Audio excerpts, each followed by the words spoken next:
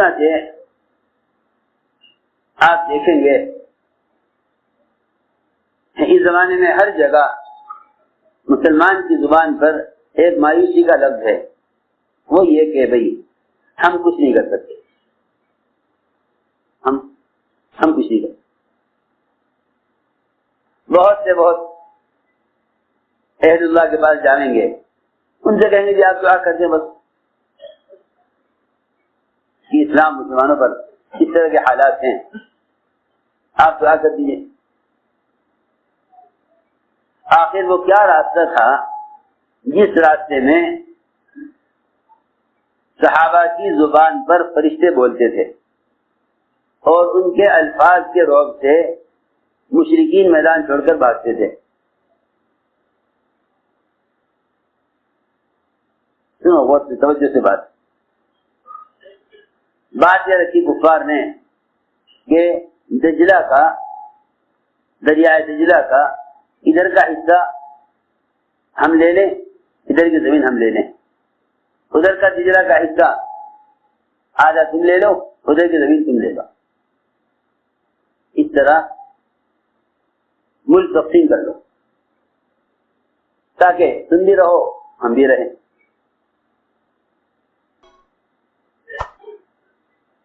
مسئلہ رہنے کا نہیں ہے، مسئلہ تو ساری انسانیت کو جہنم سے بچانے کا ہے۔ اگر مسلمان بذات خود اس مقصد کے لیے استعمال نہیں ہو رہا تو اللہ کی طرف سے مدد کا کوئی وعدہ نہیں ہے۔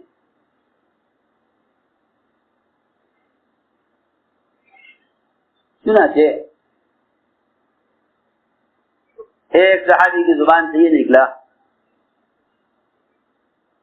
کہ تم تو کہہ رہے ہو کہ دجلہ کو تقسیم کر لو، ادھر کا حصہ ادھر کی زمین تم لے لو، ادھر کی دجلہ ادھر کی زمین ہم لے لیں۔ انہوں نے یہ کہا مشرکین سے کہ زمین ساری اللہ کی ہے، زمین ساری اللہ کی ہے، تم کہہ رہے ہو ادھر کا حصہ تم لے لو، ادھر کا حصہ ہم لے لیں۔ ہمارا ارادہ یہ ہے کہ ہم اپنے یہاں کے پھل کو تمہارے یہاں کے جنگلات اور پہاڑوں کے اندر جو شہد لگا ہوا ہے،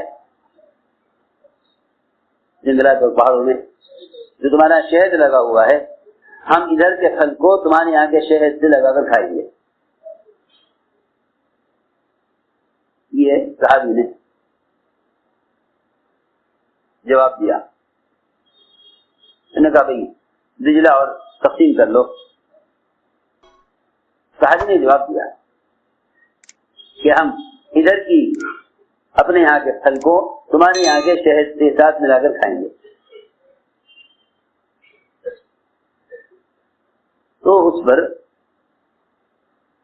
جتنا بھی علاقہ تھا سارا کا سارا علاقہ مشرکین نے خالی کر دیا، سب بھاگنے لگے۔ ایک آدمی ایک مشرک سے پوچھا، ایک صحابی نے، کہ آخر کیا بات ہو گئی، تم کیوں بھاگ رہے؟ کہنے کی بات یہ ہے کہ تم میں سے ایک آدمی نے یہ کہا ہے کہ ادھر کا علاقہ بھی ہمارا ہے، ادھر کا علاقہ بھی ہمارا ہے، ہم ادھر کی پھل کو ادھر کی شہد ملا کر کھائیں گے۔ حالانکہ یہ تو ایک ایسی بات تھی کہ اتنی سی بات سے سارے علاقے چھوڑ کر بھاگ گئے۔ ان صحابی سے پوچھا صحابہ نے، بھائی تم نے کیا کہا، تم نے کیا کہا، تم نے آخر کیا کہا؟ اس نے کہا کہ میں نے تو کچھ بھی نہیں کہا، میں نے تو کچھ بھی نہیں کہا، کہ تم نے یہ نہیں کہا مجھے کہ ہم ادھر کے پھل کو ادھر کے شہد میں لا کر کھائیں گے، لیکن میں نے تو نہیں کہا۔ وہ صحابی انکار کریں، وہ صحابی انکار کریں، معلوم ہوا کہ فرشتہ ان کی زبان پر آ کر بولا۔ اس فرشتے کے کلام کا، اس کی بات کا اتنا رعب تھا، اتنا رعب تھا کہ اس بات کو ایک صحابی کی زبان پر فرشتے نے کہہ کر سارے علاقے کو اغیار سے خالی کرا دیا. یہ اصل میں ان واقعات کا بیان کرنا اس زمانے میں تمام پڑھے لکھے اور عوام کے درمیان ایک ایسی گزری ہوئی بھلائی ہوئی تاریخ بن گیا کہ اگر کبھی کوئی بیان کرے بھی تو صرف صحابہ کے تعارف کے لیے بیان کر دیتا ہے. حالانکہ صحابہ کرام کے ساتھ غیبی مددیں وہ صحابہ کے تعارف کے لیے نہیں ہیں. جس لوگ سمجھتے ہوں کہ اولیاء کی کرامتیں اولیاء کے تعارف کے لیے ہیں، اس زمانے میں اولیاء کا تعارف، اولیاء کی تاریخ، ان کی کرامتیں اولیاء کے تعارف کے لیے ہی لکھی جانے لگی. حالانکہ اولیاء کی کرامتوں سے اولیاء کا تعارف مقصود نہیں، اولیاء کا تعارف مقصود نہیں. اولیاء کی کرامات سے اولیاء کا تعارف مقصود نہیں، بلکہ اولیاء کی کرامتوں سے ان کے عمل کی قوت کا بتانا مقصود ہے. اس لیے صحابہ کرام کی غیبی نصرتوں سے صحابہ کرام کے ساتھ اللہ کی مدد کا ضابطہ بتانا مقصود ہے، نہ کہ محض صحابہ کا تعارف مقصود ہے. جب لوگ یہ سمجھے کہ اس سے صحابہ کا تعارف مقصود ہے تو کہنے لگے کہ ہاں بھائی ان کی مدد اس لیے ہوگی کہ وہ صحابی تھے مگر ہم صحابی نہیں ہیں. بجائے اس کے کہ امت کوشش کر کے ان ضابطوں پر آتی جن ضابطوں پر اللہ نے صحابہ کو اقلیت میں رکھ کر اکثریت کے مقابلے میں غالب کیا. تو میری عرض یہ ہے کہ اللہ تعالی نے دعوت میں رعب رکھا ہے. ہمارے لیے فرماتے تھے جب تک یہ کام رواج سے بچا رہے گا، جب تک یہ کام رواج سے بچا رہے گا، جب تک یہ کام رواج سے بچا رہے گا اس وقت تک اس کام کا رعب رہے گا. ورنہ مسلمان کی عبادات، معاملات، اخلاق اور معاشرے اور مزید امت تک دین کے پیغام کو پہنچانے میں ان تمام شعبوں میں جو شعبہ بھی، جس شعبے کا بھی کوئی عمل غیروں کے طریقے کا مشابہ ہو جائے گا اس شعبے کا رعب غیروں کے دلوں سے نکل جائے گا. اس شعبے کا رعب غیروں کے دلوں سے نکل جائے گا. کسی بھی لائن کا حضور اکرم صلی اللہ علیہ وسلم نے طائف کے باغ میں انگور کا دانہ لیتے ہوئے بسم اللہ پڑھی. اس بسم اللہ کے پڑھنے سے عداس متاثر ہو گئے، عداس غلام متاثر ہو گئے. یہ آپ نے کیا کہا؟ جب ایک دانہ کھانے پر بسم اللہ پڑھنے کی سنت سے اغیار متاثر ہوتے ہوں تو اس سے اندازہ کر لینا چاہیے کہ جب مسلمان سارے معاشرے میں اور سارے طریقوں میں پوری طرح غیروں کے مشابہ ہو جائے گا تو پھر ان کے دل میں اسلام کا رعب کہاں سے باقی رہ جائے گا؟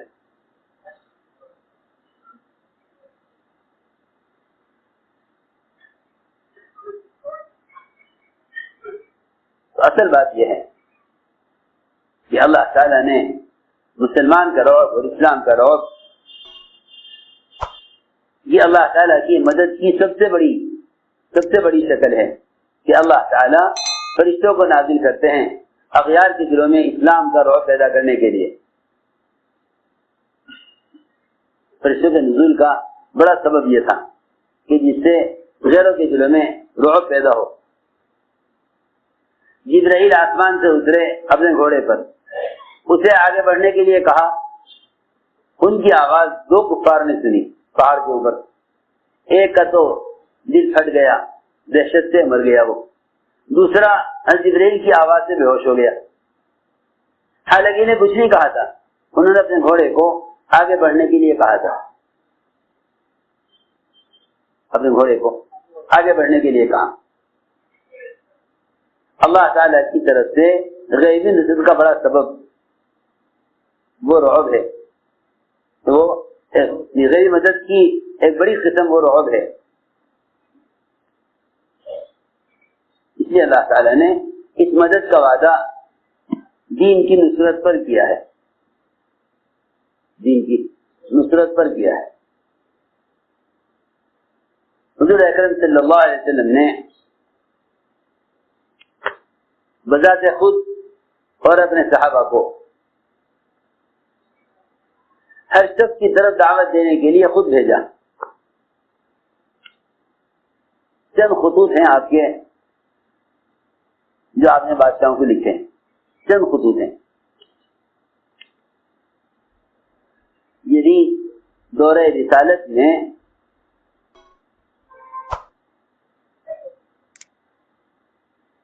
تحریر کا کام صرف بادشاہوں تک دعوت پہنچانے کے لیے ہوا ہے، جس میں جو محض ثبوت کے لیے ہوا کرتا تھا کہ بھئی بادشاہ کے بعد اگر کسی کو بھیجا جا رہا ہے تو ان کے ساتھ ایک تحریر بھیجنے والے کی طرف سے جانی چاہیے۔ یہی وجہ ہے کہ آپ دیکھیں گے کہ سوائے بادشاہوں کے یا ان کے ہم منصب عہدے داروں کے آپ نے کسی اور کو خط نہیں لکھا۔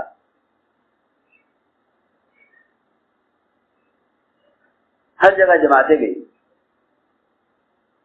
جہاں جن بادشاہوں کو خط لکھا ان کو خط جماعت کو دے کر بھیجا، خط جماعت کو دے کر بھیجا، خط جماعت کو دے کر بھیجا۔ ہر ایک زمانے میں بھی ڈاک کا نظام تھا، ایک منزل سے ایک منزل گھوڑے وہ رسائل اور خطوط اور پیغامات لے کر جایا کرتے تھے، لیکن آپ نے کوئی خط ڈاک سے نہیں بھیجا۔ یہ کہنے کا ڈاک کا نظام نہیں تھا، ڈاک کا نظام تھا لیکن آپ نے جماعت بھیجی، اس لیے کہ خارجی چیزوں کا استعمال مجاہدہ نہیں ہے، خارجی چیزوں کا استعمال مجاہدہ نہیں ہے، اپنی ذات کے استعمال مجاہدہ ہے، اپنی ذات کے استعمال مجاہدہ ہے، خارجی چیزوں کا استعمال مجاہدہ نہیں ہے۔ بلکہ کیا عرض کروں، وہ تو مجاہدے کی ضد ہے، خارجی چیزوں کا استعمال مجاہدے کی ضد ہے، مجاہدے کو ختم کرنے والا ہے۔ وہ ہدایت اور نصرت جو مجاہدے پر موقوف ہے، خارجی چیزیں یہ مجاہدے کو ختم کرنے والی ہیں۔ ایسا فرماتے تھے جتنے رواجی طریقے ہیں وہ سہولت کے ہیں اور جتنے سنت کے طریقے ہیں مجاہدے کے ہیں، سنت کے طریقے مجاہدے کے ہیں۔ 3 آدمی کی جماعت کسرا کی طرف، کسرا کے آدمیوں نے کہا کہ خط آپ نہیں پہنچائیں گے، خط ہمارے حوالے کرو۔ شجاع بن وہب اڑ گئے کہ نہیں، ہمیں بادشاہ کی طرف بھیجا گیا ہے، ہمیں بادشاہ کی طرف بھیجا گیا، خط خود پہنچائیں گے، ہمیں بادشاہ کی طرف بھیجا گیا ہے۔ اللہ اکبر۔ صحابہ کرام کو امت تک دین کی دعوت کو پہنچانے میں اللہ کی طرف سے بھیجے جانے کا ایسا یقین ہوتا تھا کہ وہ اللہ کو نہ جاننے والوں کے سامنے بھی یہ کہا کرتے تھے کہ ہمیں اللہ نے بھیجا ہے،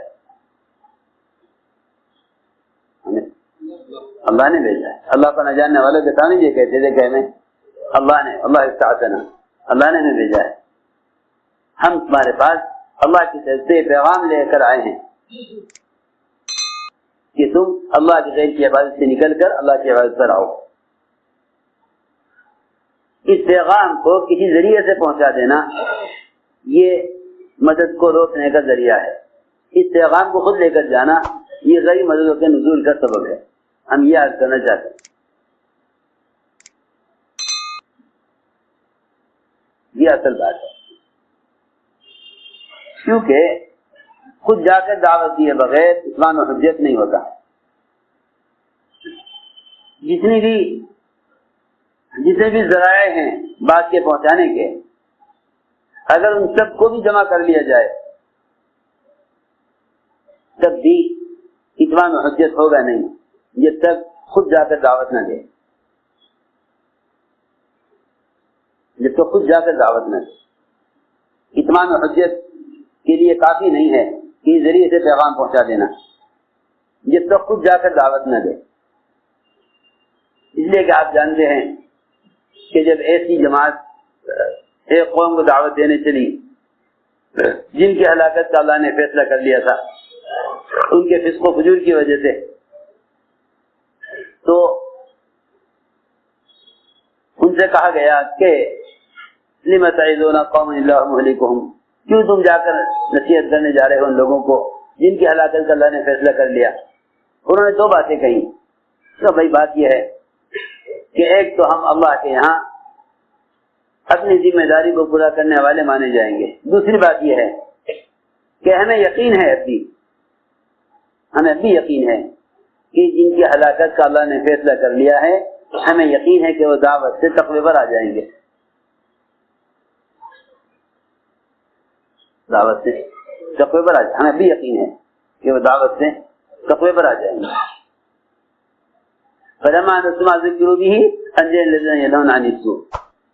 جب میں نے بات نہ سنی تو اللہ تعالیٰ نے دعوت دینے والوں کو نجات دے دی. دعوت دینے والوں کو نجات دے دی. تو میں نے عرض کیا کہ شجاع بن وہب وہ اڑ گئے اس پر کہ ہم بادشاہ کو خط خود پہنچائیں گے. اصل تو ہمارا بادشاہ کی طرف آنا ہے، اصل تو ہمارا بادشاہ کی طرف ہمارا اصل آنا ہے. میرے دوستو عزیزوں، یہ سارے راستے کے اعمال اور عبادات ہیں